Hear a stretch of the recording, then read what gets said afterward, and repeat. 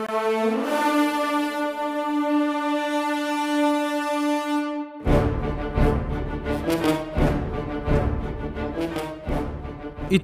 ने हमें बहुत कुछ दिया, कुछ बहुत अच्छा तो कुछ बहुत बुरा। जहां अपने किस्सों से इतिहास ने हमें गौरवान्वित किया, तो वहीं कुछ किस्से हमारे दिल के नासूर बनकर रह गए। इतिहास ने अपने आंचल में इसी तरह के किस्से को सहेज रखा है, जिसे सुनते ही धमनियों में बहने वाले रक्त की गति सामान्य से कहीं अधिक हो जाती है। यह घटना थी 18वीं सदी में लड़े गए सबसे विनाशकारी युद्धों में से एक, पानीपत के तीसरे युद्ध की, जिसने एक ही दिन में हजारों योद्धाओं को काल का ग्रास बना दिया। तो आइए डिमांडिंग पंडित के साथ चलते हैं पानीपत के उस विनाशक युद्ध के काल में। 18वीं सदी की शुरुआत हो चुकी थी। औरंगजेब की मृत्यु के बाद भारत की जमीन पर सीना ताने खड़ा मुगल साम्राज्य अब घुटनों पर आ चुका था। दूसरी तरफ मराठाओं का भगवा परचम बुलंदी पर लहरा रहा था। पेशवा बाजीराव के नेतृत्व में राजपूताना, मालवा और गुजरात के राजा मराठों के साथ आ मिले थे। ये वो दौर था जब संपूर्ण हिंद की कमान मराठाओं के हाथों में थी। मराठाओं के लगातार आक्रमणों ने मुगल बादशाहों की हालत बद से बदतर कर दी थी। उत्तर भारत के अधिकांश इलाके जहां पहले मुगलों का शासन था, अब वहां मराठों का कब्जा हो चुका था। 1758 में पेशवा बाजीराव के पुत्र बालाजी बाजीराव ने पंजाब पर विजय प्राप्त करके मराठा साम्राज्य को और अधिक विस्तृत कर दिया। किंतु उनकी जितनी ख्याति बढ़ी, उनके शत्रुओं की संख्या में भी उतनी ही बढ़ोतरी हुई। खैर, मराठाओं का परचम अब अफगान की छाती पर लहरा रहा था, पर इस बार मराठाओं का सीधा सामना अफगान के नवाब अहमद शाह अब्दाली के साथ होना था। अफगान की सीमाओं पर लहराते मराठे परचम को अब्दाली ने एक चुनौती माना। इसी के तहत अब्दाली ने साल 1759 को पश्तून और बलोच जनजातियों को एकत्रित करके एक विशाल सेना का निर्माण किया और इसी सेना के साथ अब्दाली भारत की तरफ बढ़ने लगा। उसने रास्ते में आने वाले कई छोटे छोटे राज्यों को नेस्तनाबूद कर दिया। इसी तरह अब्दाली अपनी सेना के साथ आगे बढ़ता रहा। अब्दाली के बढ़ते कदमों को रोकने के लिए भाऊ पेशवा ने एक विशाल सेना के साथ अब्दाली को पानीपत के मैदानों में घेर लिया, जिसके बाद फरवरी सन 1761 को आगाज हुआ पानीपत के तीसरे युद्ध का, जब अटक से कटक तक मराठाओं ने भगवा लहराया। सन 1707 के बाद छत्रपति शिवाजी महाराज द्वारा देखा गया संपूर्ण भारत पर मराठा हिंद साम्राज्य के आधिपत्य का स्वप्न अब पूर्ण होता प्रतीत हो रहा था। 1758 में मराठाओं ने दिल्ली सहित लाहौर पर कब्जा कर लिया तथा तैमूर शाह दुर्रानी को वहां से खदेड़ दिया। अब मराठा साम्राज्य की हदें उत्तर में सिंधु की धाराओं से लेकर हिमालय की पहाड़ियों तक और दक्षिण के मैदानों से लेकर अफगान की घाटियों तक फैल चुकी थी। उन दिनों मराठा साम्राज्य की कमान पेशवा बाजीराव के पुत्र बालाजी बाजीराव के हाथों में थी। बालाजी ने तय किया कि दिल्ली के ध्वज से छत्रपति शिवाजी महाराज के नाम से हुकूमत कायम की जाए। इसी के तहत बालाजी ने अपने पुत्र विश्वास राव को दिल्ली के मुगल सिंहासन पर बैठाने का पक्का मन बना लिया था। इस दौर में दिल्ली पर मुगलों का नाम मात्र का शासन रह गया था और वे सभी मराठों के विस्तृत होते हुए साम्राज्य को देखकर भयभीत हो रहे थे। साल 1758 में पंजाब पर किए गए हमले के बाद लाहौर तक अपना कब्जा करने के बाद मराठों ने वहां के शासक तैमूर शाह दुर्रानी को बुरी तरह से खदेड़ दिया। तैमूर शाह अफगानिस्तान के शासक अहमद शाह अब्दाली का पुत्र था। अब्दाली को यह बात नागवार गुजरी, जिसके बाद उसने भारत पर हमले का मन बना लिया। सबसे पहले उसने पंजाब के उन जगहों पर हमला किया जहां मराठा फौजें कम संख्या में थी। उसके बाद वो अपने विशाल लश्कर के साथ आगे बढ़ा। अहमद शाह ने पंजाब, कश्मीर और मुल्तान पर कब्जा जमाने के बाद दिल्ली के अकूत खजाने में अपनी दिलचस्पी दिखाई, जिसके बाद अब्दाली अपने विशाल लश्कर के साथ दिल्ली में रुक गया। जब मराठाओं ने प्रतिघात के स्वर में ललकार लगाई।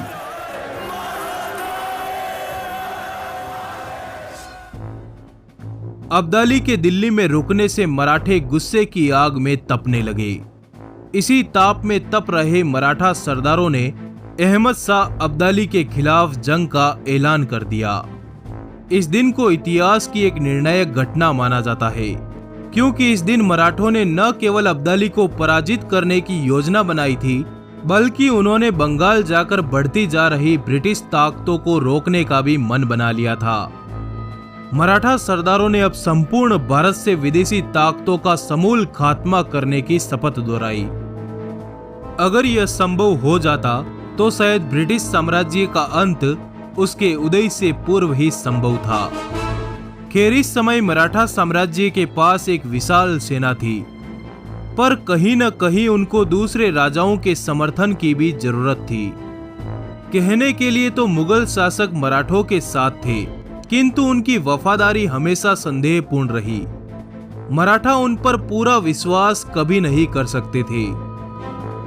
दूसरी तरफ छत्रपति शिवाजी राजे के समय मराठों के राजपूतों से बहुत घनिष्ठ संबंध थे, किंतु साल 1750 आते आते मराठा और राजपूतों के संबंध खराब होने शुरू हो गए। वहीं ब्रज के ताज हिंदू राजा सूरजमल मराठों के कट्टर समर्थक, किंतु वक्त के साथ जाट और मराठाओं की मित्रता भी कमजोर पड़ने लगी। खैर, चारों दिशाओं की स्थिति को भांपने के बाद 14 अप्रैल सन 1760 को मराठा सेना भाऊ सदाशिवराव पेशवे के नेतृत्व में पुणे से दिल्ली की ओर रवाना हुई। यहां से प्रस्थान करते समय मराठा सेना में 50,000 पैदल सैनिक थे। आगे के सफर में जैसे जैसे मराठों को अपने सहायकों की मदद मिली, वैसे वैसे उनकी संख्या बढ़ती चली गई। आगे बढ़ रही मराठा सेना को कई राज्यों की सेनाएं और अनुभवी योद्धा मिलते गए, जिसने मराठों की ताकत को दोगुना कर दिया। इब्राहिम खान गारदी का भी मराठों की ओर से इस युद्ध में विशेष योगदान रहा। गारदी के पास फ्रांस में निर्मित राइफलों के साथ 8,000 ऐसे सैनिक थे जो फ्रांसीसी सेना द्वारा प्रशिक्षित थे। वे भी मराठों के साथ आ मिले। गारदी के पास 200 उत्कृष्ट बंदूकें तथा युद्ध की तोपें भी थी, जिनका उन दिनों विशेष महत्व था। मई और जून के बाद जब लंबे सफर के बाद मराठा आगरा पहुंचे, तब मल्हार राव होलकर और जुनकोजी सिंधिया भी अपनी सेनाओं के साथ मराठा सेना में शामिल हो गए। इसी कड़ी में मराठा सेना जब दिल्ली पहुंची, तब उनकी सैन्य शक्ति 2 लाख तक पहुंच चुकी थी। वहीं मुगल बादशाह मराठों की सहायता के लिए पहले से संधिबद्ध थे। दूसरी तरफ दिल्ली में मराठों के बहुत कम शुभचिंतक थे। असल में वे मराठों के बढ़ते वर्चस्व से खुश नहीं थे। इस बात का फायदा उठाते हुए तो नजीब खान जैसे बादशाहों ने अब्दाली को विशेष रूप से आमंत्रित किया था। दिलचस्प बात तो यह थी कि अब्दाली ने केवल लूट के मंसूबों के साथ भारत में कदम नहीं रखे थे, अपितु उसका सपना दिल्ली के सिंहासन को मुगलों के हाथों से छीनना था। इसी के तहत उसने उत्तरी दिल्ली में बसे हुए अफगानियों को अपनी तरफ कर लिया था, जो कि इस युद्ध में फायदेमंद साबित हुआ। मकर संक्रांति के दिन जब रण में हुआ मृत्यु का तांडव। 14 जनवरी सन 1761 मकर संक्रांति के दिन पानीपत के मैदानों में दोनों सेनाएं आमने सामने आई, जिसके बाद रण में शुरू हुआ मृत्यु का तांडव। इब्राहिम खान की विशेष बंदूकों और तोपों ने रणभूमि में हाहाकार मचा रखा था। ऐसा प्रतीत हो रहा था कि मराठा आज नया इतिहास लिखेंगे। किंतु शाम होते होते युद्ध की स्थिति पूरी तरह से बदल चुकी थी। दोनों पक्षों के लगभग 40,000 सैनिक काल के ग्रास बन चुके थे।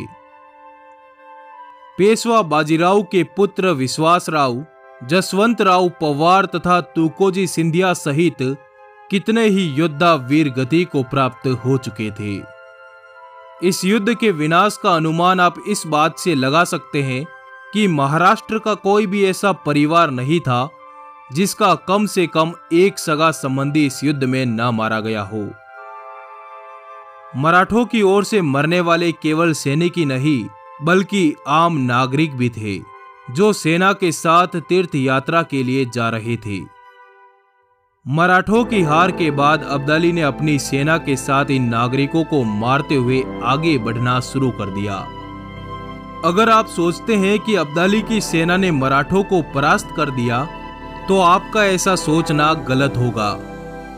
मराठों को अब्दाली की सेना ने नहीं अपितु तेज ठंड ने हराया था।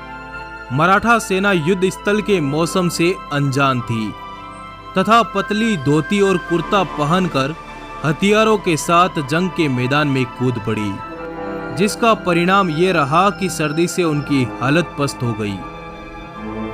जबकि अब्दाली को इस मौसम का पूरा अनुमान था, उसने अपनी सेना को मौसम के अनुकूल पोशाकें पहनाकर युद्ध के मैदान में उतारा था। और तो और अब्दाली की सेना का एक बड़ा हिस्सा बर्फीले इलाकों से आया था, जिनके लिए यह सर्दी तो कुछ भी नहीं थी। दूसरी तरफ पेशवा सदाशिवराव भाऊ की भावुकता ने भी मराठों की पराजय पहले ही सुनिश्चित कर दी थी। वह यूं था कि युद्ध के मैदान में विश्वासराव भाऊ को गोली लग गई। विश्वासराव भाऊ सदाशिवराव के अत्यंत प्रिय थे। उन्हें इस अवस्था में देखकर सदाशिवराव बिना कुछ सोचे समझे अपने हाथी से उतरकर घोड़े पर सवार होकर विश्वासराव के पास चले गए।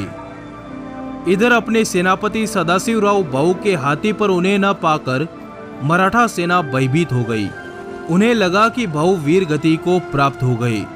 परिणाम स्वरूप हार की ओर बढ़ती अब्दाली की सेना में नया जोश आ गया और वो फिर से उठ खड़े हुए। कहा जाता है कि इस युद्ध के समय मराठों का खाना पानी भी समाप्त हो चुका था, फिर भी उन्होंने अंततः भूखे प्यासे रहकर युद्ध को जारी रखा। इस युद्ध में एक दिन में तकरीबन 40,000 योद्धा मारे गए, जो किसी भी सामान्य युद्ध में मरने वाले योद्धाओं की संख्या से बहुत ज्यादा थे। भारत की दुर्गति का हमेशा से यही कारण रहा कि यहाँ के राजाओं ने अपना अपना फायदा सोचा। एकता तो हमारी कभी बन ही नहीं पाई तथा अपनों को छोड़ बाहरी दुश्मनों को पनाह दी। इसके विपरीत अगर शुरुआत से ही सभी एकजुट होकर लड़ते तो शायद आज हमारा भारत सबसे शक्तिशाली होता। कोई हमें कभी गुलाम नहीं बना पाता। दौर कोई भी हो, लेकिन हमारे देश पर राजनीति हमेशा हावी रही, कल भी और आज भी। पानीपत की लड़ाई और उसके परिणामों से हमें यही सबक मिलता है। आपका इस बारे में क्या कथन है? इस वीडियो को अधिक से अधिक शेयर करें, वीडियो को लाइक जरूर करें। आपका आभार, धन्यवाद। जुड़े रहिए।